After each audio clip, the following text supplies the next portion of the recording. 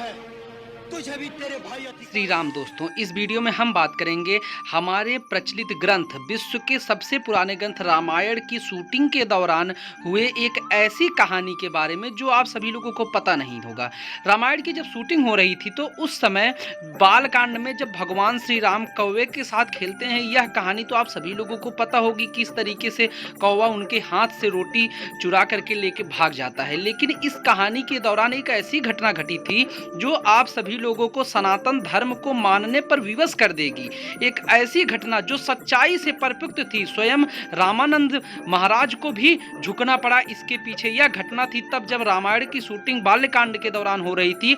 एक कौवा उड़कर आया और शूटिंग के सेट पर आके बैठ गया। वैसे तो कौवा कोई पालता नहीं है, लेकिन उसके बाद भी इस तरीके से यह आकर बैठ गया और शूटिंग के लिए तैयार हो गया और सभी उसको प्रणाम करने लगे, क्योंकि वे स्वयं काकभुसुंडी थे। जैसा कि कहा गया था कि रामायण में कि काकभुसुंडी आजीवन जिंदा रहेंगे और वह उसका जीवित प्रमाण है। जो लोग सनातन धर्म को नहीं मानते उनको यह वीडियो जाके देखनी चाहिए। यह अभी भी शूटिंग के सेट की वीडियो रिकॉर्ड करके रखी गई है कि किस तरीके से कौवा आकर बैठता है और जब तक शूटिंग नहीं खत्म होती तब तक वहीं बैठा रहता है। भगवान राम के इस महान लीला और रामायण की सत्यता का यह एक बहुत बड़ी बात है, जो कि रामानंद और उनके सभी कलाकारों को यह लाइव देखे थे वे लोग उस समय, और वे स्वयं उनको नमन किए थे। बाद में वह कौवा कहाँ चला गया किसी को कुछ पता नहीं है, क्योंकि जितने दिन बालकांड की शूटिंग हुई थी वह वहीं पर था। अब बात करते हैं रामायण से कुछ जुड़े अन्य तथ्यों के बारे में। रामायण की शूटिंग में जब धनुष कांड वाला कार्य हो रहा था तो धनुष के नीचे खुद से ही घास उग आई थी।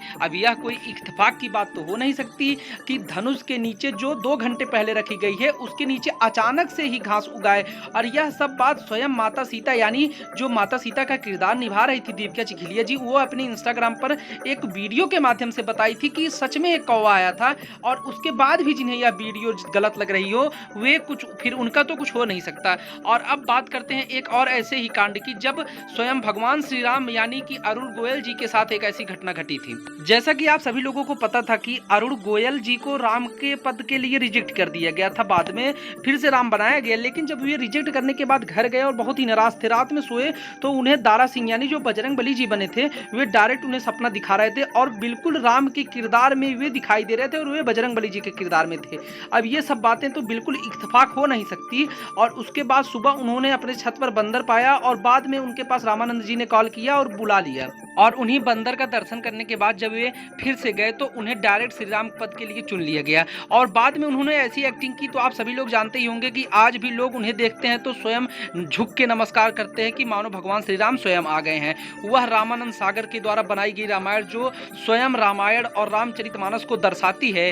रामायण के ऊपर बहुत लोग व्यंग करते हैं कि यह सब बस अफवाहजनक बातें हैं। कुछ लोग आज भी उसे गलत मानते हैं। तो क्या सब कुछ गलत है? विभिन्न प्रकार के स्रोत हैं जो रामायण को सिद्ध करते हैं, लेकिन उसके बाद भी सनातन धर्म के ऊपर लोगों की परिकल्पना जाती नहीं है। वे लोग भगवान को भी गलत मानते हैं। उनको ये सब चीज़ें स्वयं जाके पूछनी चाहिए कि क्या ऐसा हुआ था। अगर आपको वीडियो अच्छी लगी हो तो हमारे चैनल को सब्सक्राइब करें, वीडियो को लाइक करें। Thank you guys.